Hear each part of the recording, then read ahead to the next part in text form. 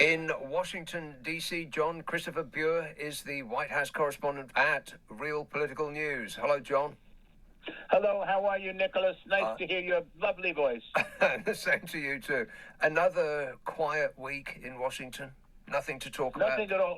Nothing at all to talk about, except that it's 39 degrees Celsius here at the moment. Ooh. Steamy.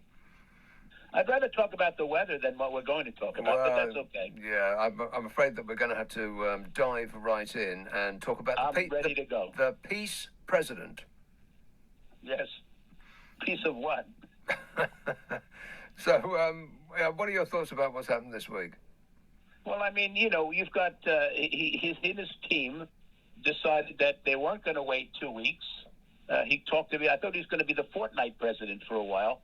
He wasn't waiting any time, and he let it go basically last night. And he did some major stealth attacks. I give him credit for his ability to do that, to pull that off. And he went in there and he really gave it to them, but he didn't obliterate anything, which he says he did. And there's a lot of mixed messages coming out of the Pentagon and the White House and the members of Congress. There's some who are MAGA people who are divided over Trump's bombing Iran. They don't like these long wars.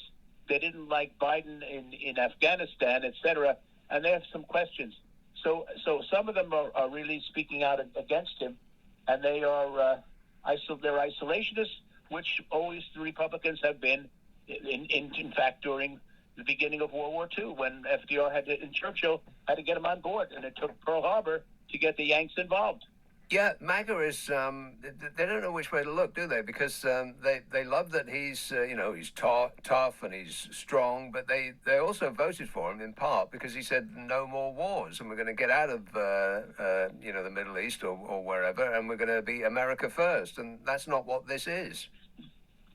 Well, America first, in my opinion, is America alone. And we need our allies. In fact, there's a NATO conference coming up this week, and hopefully Trump will have the time to go to The Hague to attend. But we care about our relationships with our allies, and Trump wants to act alone. And there's a few members of Congress who are not supporting him, even Republicans. So we'll have to see how this comes out. He did not, no matter what they tell you, or maybe whoever. They did not let the Democratic leadership, they were not briefed, not the minority leader, Chuck Schumer, the minority leader, Hakeem Jeffries, or the top Democratic members in the intelligence field were not briefed.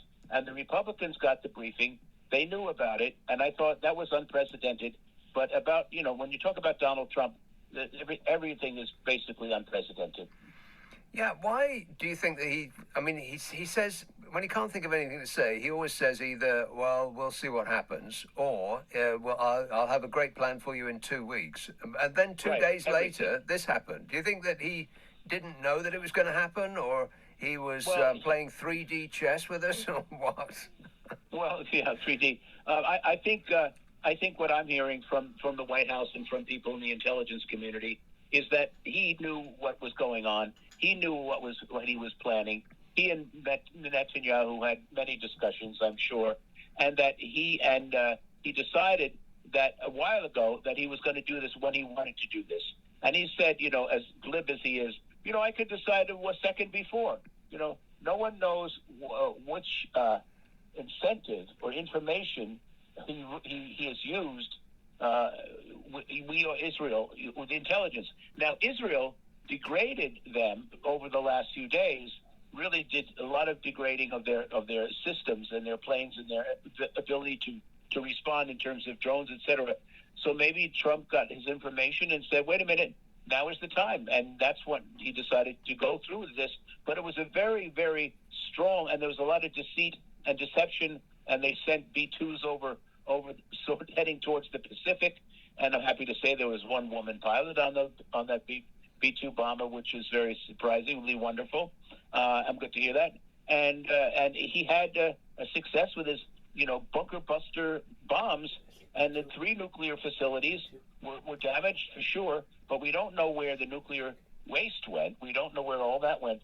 So Trump was told that this might be the safest window for his mission, and I think that's why he went now. And we'll see what happens. I mean, there's all the unknowns. We don't know what's going to happen as a result. We don't know what Iran is going to do. We don't know where the Ayatollah will come out. We don't know what they're going to do in the Strait of Hormuz.